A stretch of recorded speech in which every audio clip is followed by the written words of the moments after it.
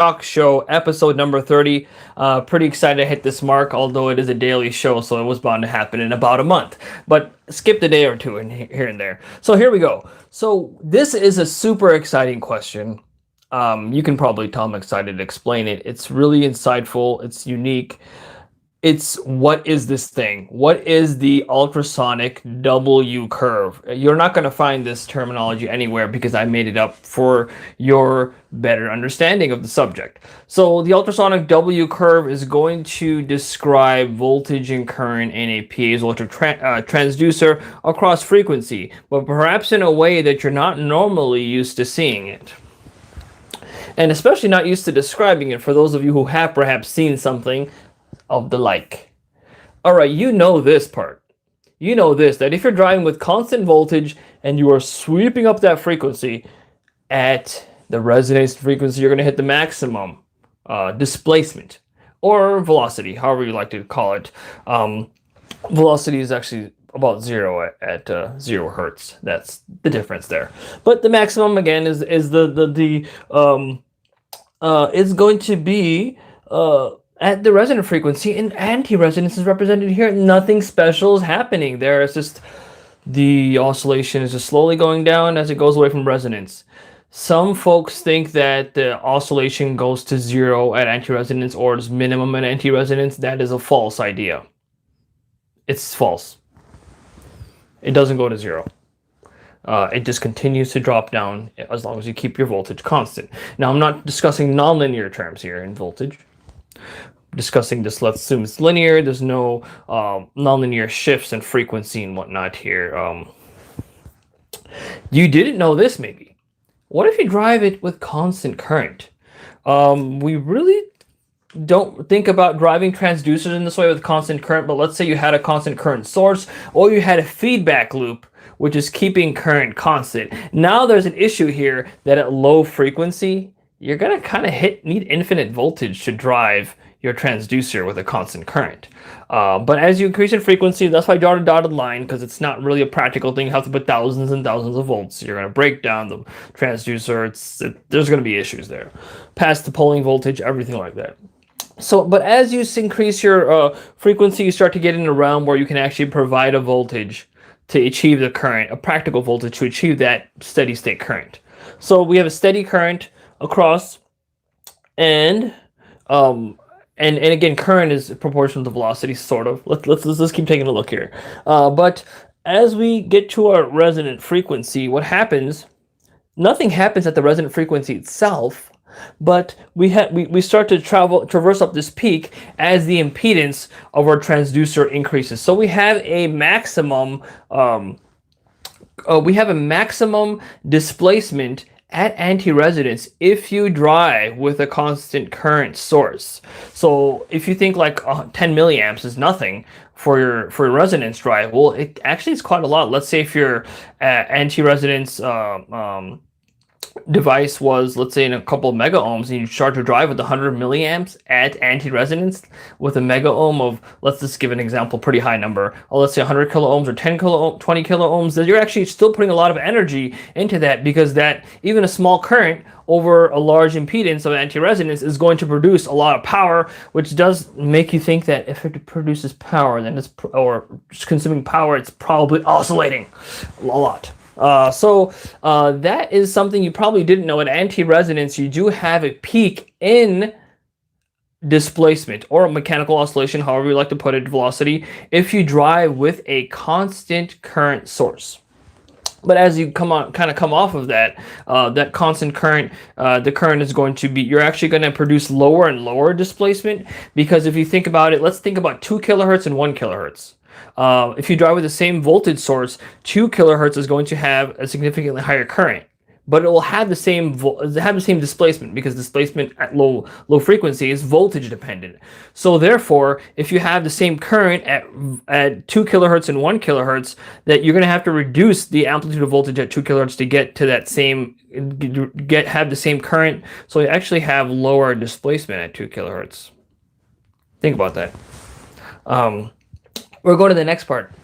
All right, so Now I'm going to introduce, so you didn't already know this. This is something perhaps new to you, thinking about driving your device with a constant current source. It Basically, you're driving a higher impedance load. Current is going to be more. It's going to find your anti-resonance frequency, which for most devices you can describe your anti-resonance as a coupling between the dielectric and electromechanical responses. But some devices it's a little more tricky to describe it, or I would say a little more fun. The next curve here. Now I'm going to talk about the real thing, the reason why you clicked on this video. You wanted to know what the ultrasonic W curve is. Now this is pure gold. The discussion which is going to follow, assuming we don't make any minor mistakes or don't make any minor mistakes going forward. But anyways, this discussion is pure gold nonetheless. Ultrasonic W curve. In order to achieve this ultrasonic W curve, you need to administer a unique feedback loop. Not a feedback loop on keeping voltage constant, because even if you have voltage, your sweeping frequency, because of your drive electronics, your output impedances, you're going to drop some voltage at different frequencies more so than others, depending on the impedance of your transducer. So you don't actually achieve a perfect voltage source anyway. And similar thing with current. So constant also, but if you provide a unique feedback, let's say you have your laser vibrometer pointed straight at your device and you're constantly taking that data and monitoring it and making sure your vibration velocity is constant. So you're altering voltage such that you keep your vibration velocity constant. And you could do something a little bit easier, which is doing it with power, because it's easier to take that data, which is voltage, current, and the phase difference, voltage times current RMS, multiplied by the cosine of the phase, or you can do the instantaneous average of the instantaneous power. That gives you your power value, your real power, your dissipated power that you would adjust your voltage to keep constant. What happens when you do that? The ultrasonic W curve.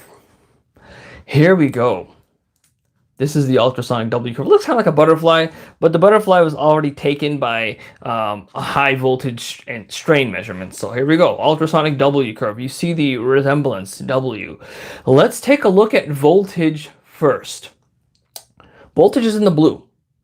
Here's a resonance frequency. As we sweep up, we're keeping power constant. As we sweep up, and that pretty much keeps your velocity constant too. So as you're sweeping up, you actually have minimum voltage at your resonant frequency. What does that mean? That means the power, the voltage that you need to administer a power level, let's say 5 watts here, you have to use lower voltage at resonance. That makes sense, right? You use lower voltage at resonance than at off resonance to produce the same power. Okay, we're following now. And then as you get further off resonance, you have to increase that voltage as you go away from your resonant frequency. That all fits the bill. It's just inversed. It's all inversed here because you're controlling for power, not constant voltage. And looking at output. And the similar thing happens at anti-resonance. So in order to achieve the same output power, call it mechanical oscillation, call it power. In this case, they're approximately very similar.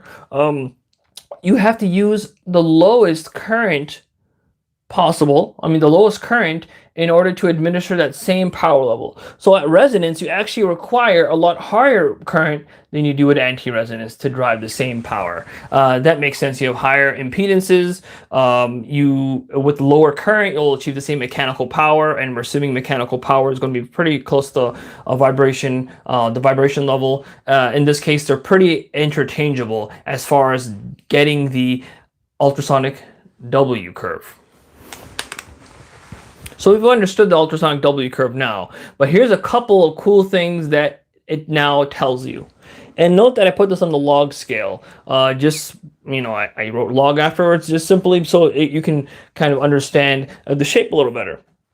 But notice here, and obviously things change, and log scale things change by decade. So if you go up 1 unit, you're not really you're changing at different rates. So let's take a look at this part here, and it's going to tell you a bit about current and voltage control and feedback methods of feedback control of ultrasonic transducers, because when we operate ultrasonic transducers, we don't just put in a voltage and just let it go. Let's say for resonance case, we're probably pretty familiar with using constant current control for our resonance frequency that makes sure we're delivering the same amount of oscillation during the use. Let's say your ultrasonic tool hits let's say you're welding something, your ultrasonic tool hits your workpiece and the work holder. You want to maintain your oscillation level. That could be dictated if it's in a resonance device. It's going to be dictated by the current.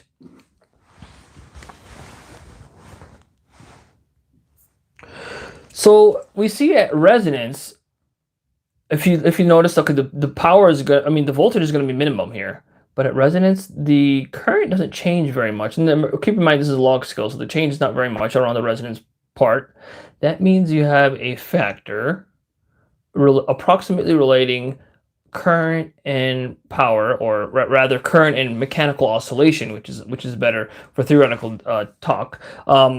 And mechanical oscillation, that's pretty well known. We control a certain current, we get a certain output displacement. Now the power part only works if you are in a known state, like a free displacement state. But once you start impacting your transducer on other things, then other power goes to other places. All right.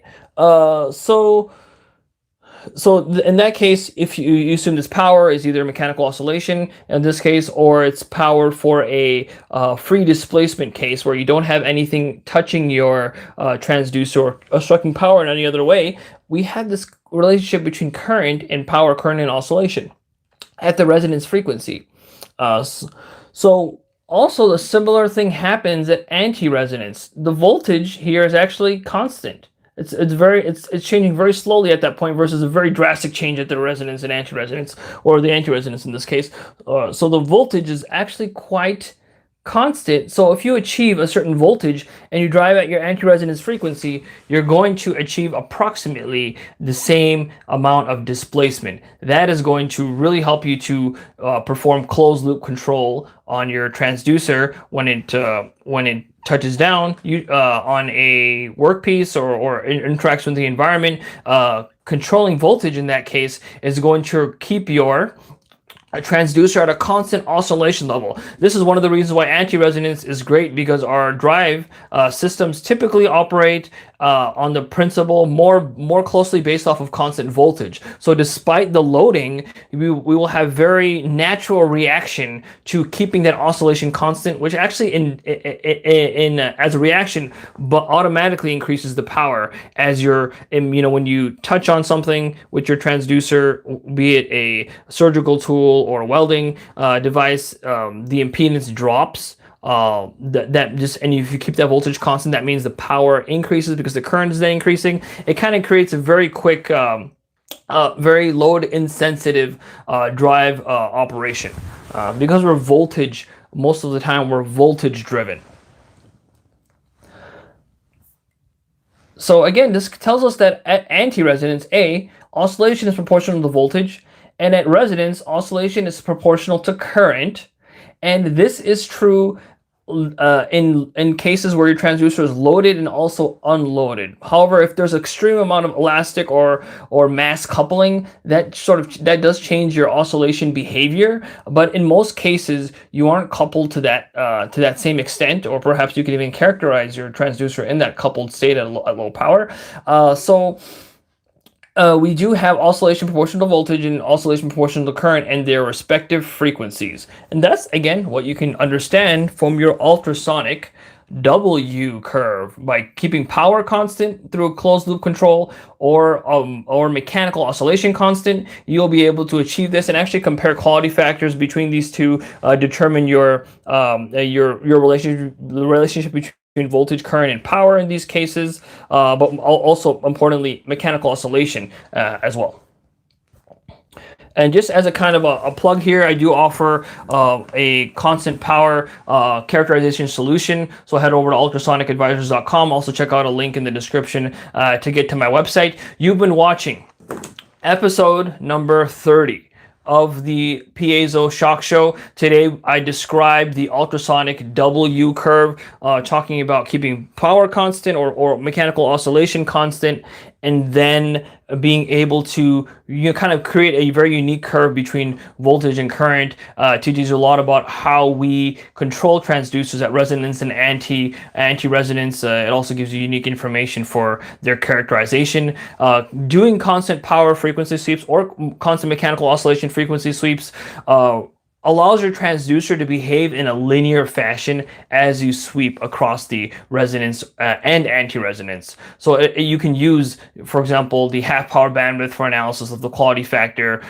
You have a stable measurement for your resonance frequency, for example. So those are some of the benefits, but it's really a great curve, a great tool to kind of dig into that. And it's a great way to learn about, explanation of this curve is a great way to learn about ultrasonic transducers, their characterization, analysis, and design. So I'll see you tomorrow in episode number 31 of the Piezo SHOCK Show. You've been watching your host, Dr. Shakani. I'll see you next time.